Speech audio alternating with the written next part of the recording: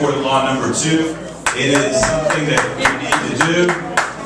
And three. Thank you.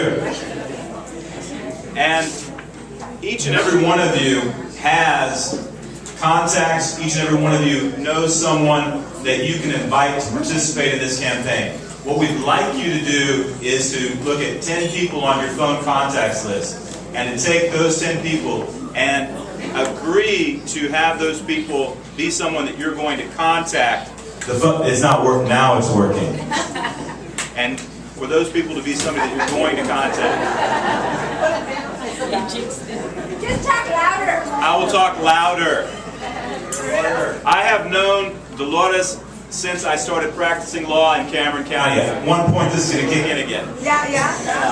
Okay? And I have known her to be a good person, someone that I could always count on to help out, to be there for myself and my family. She went to Hannah High School. I am also a Hannah alum. I know we have some other Hannah alums here as well. And Delores, though she likes to joke around, she has a very large family, and she can be very gregarious. She's someone who has a heart, someone who cares deeply about her community, her family, her children. I've seen her progress and become the person that she is today, and I've seen her give everything of herself for her children. I'm very proud to call her my friend. Her husband, Sergio, as well. They have been wonderful people, and I know that she will do a wonderful job as a judge. She is someone who cares about the community, and she's someone that truly gives of herself. For that reason, I agree to support her. For that reason, I am here asking you, each and every one, to vote for her to be the new judge of County Court of Law number 3.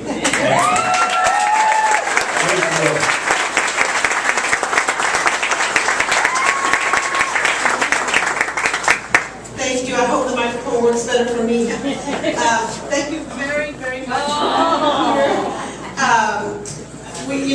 We have been getting ready for this day for a couple of weeks, and we want to thank each and every one of you for taking time from your Sunday.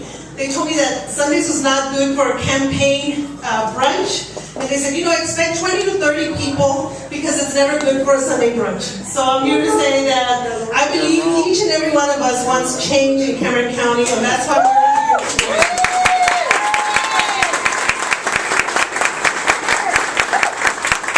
Today is a very special day for me because today is my mother's birthday. My mother passed away several years ago, and every year that I get a chance to do something special on her birthday, I go ahead and do it on that day. When my campaign team and I were looking at the calendar to pick our day for the announcement, it was easy when January 5th fell. When January 5th fell, right at the time that, hey, you know what?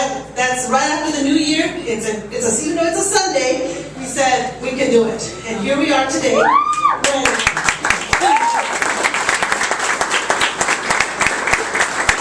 baptized my son on January 5th also several years ago, in honor of my mom. Yay! My mom was an awesome mother. My mom was an awesome woman. She was a woman I always say she was a woman ahead of her time. Her love for God, her love for family, her love for honesty was something that she instilled in us from the time that we were little. And in her honor, we decided, you know what? We are running because it's the right thing to do. Amen. Running, 4 years ago, I ran this same race. I ran for this same seat, and my opponent was heavily endorsed by Armando Villalobos. And I missed the runoff by 88 votes. There was 4 of us, and I came in second place. So I'm here today asking for 88 votes because we cannot let that happen again. Okay, so please, when you get close to election, make sure that all your friends and family get out to vote because we need change in Cameron County and in this court. For those of you that, I'd like to think that the majority of you that are here are my friends. And you're here because you love me.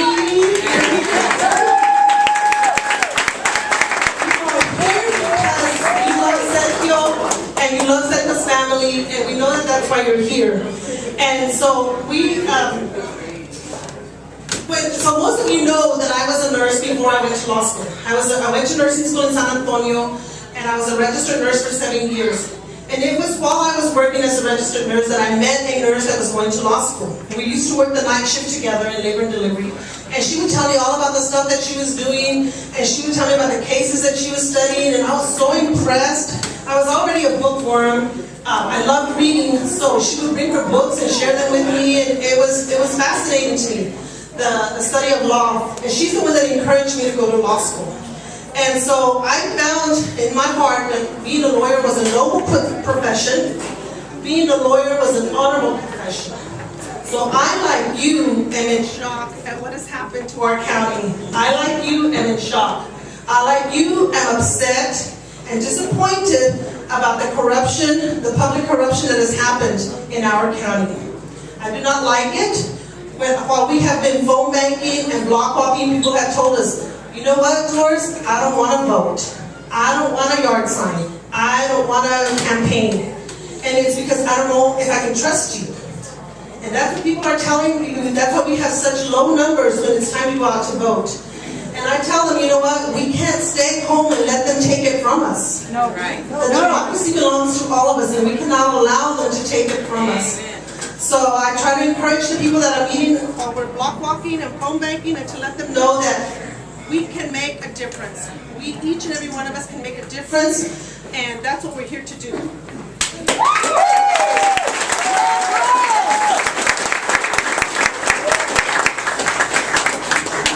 Most of you know that Sergio and I, before we got married, we were each involved in some type of community involvement.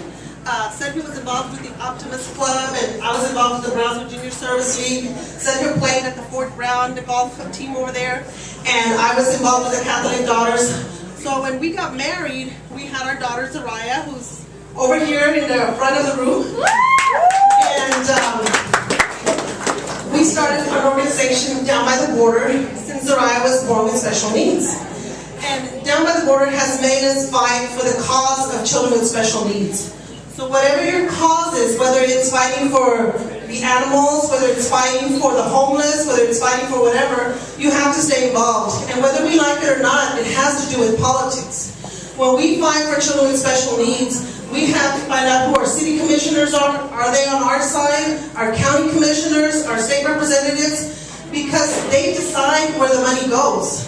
If my city is going to build a park, I want to be sure that that park is available for children with special needs. If my school district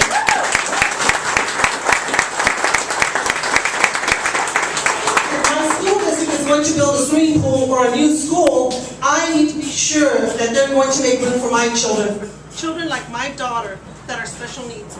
And that's why we are involved in politics. And that's why we are always active, and we put our ear to the wind to hear what's going on, where is it going on, where do we need to be, because we need to stay involved. So I'm asking you to please go out and get your friends and your family members to vote this coming election, because I know it's going to be hard to get them out to vote, but we still have to do our part. Yes, we do.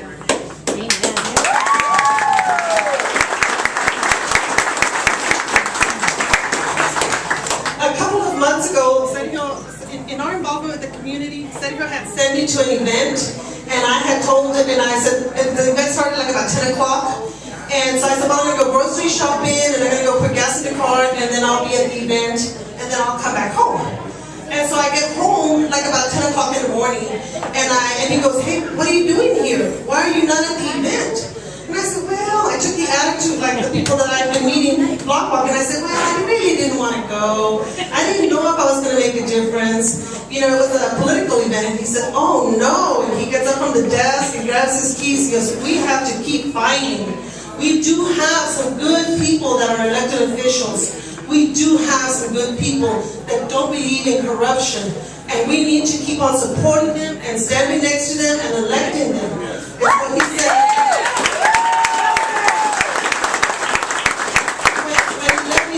I was kind of like, okay, all right.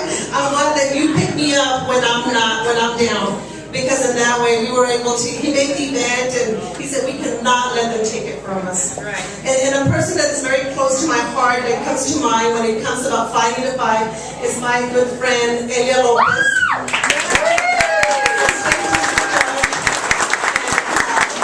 He's always been there, an honest judge, a great person, a great leader for young girls, for women, and we believe in her 100%. There's certain individuals, I'm here to tell you that if you elect me to this court will not be for lease. I'm here to tell you, if you elect me to this court will not be for rent. And I'm here to tell you that this court will never be for sale. Never ever.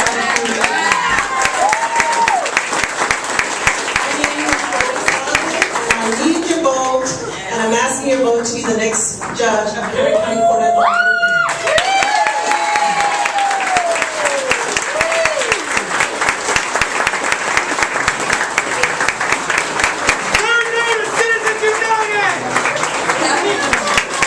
So remember, when you're out there campaigning, to tell your family and friends, vote for Delores Zarate. We need to remove the corruption from the courthouse and bring those that are people that are working for you, because justice is why we're fighting for justice. Thank you so much for taking the time on Sunday afternoon to come out here and join the Cobbleheads in the camp.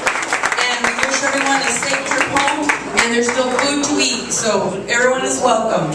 And if we miss someone, you have the opportunity to go around. I see some candidates that just arrived. You have the opportunity to go around and meet the people.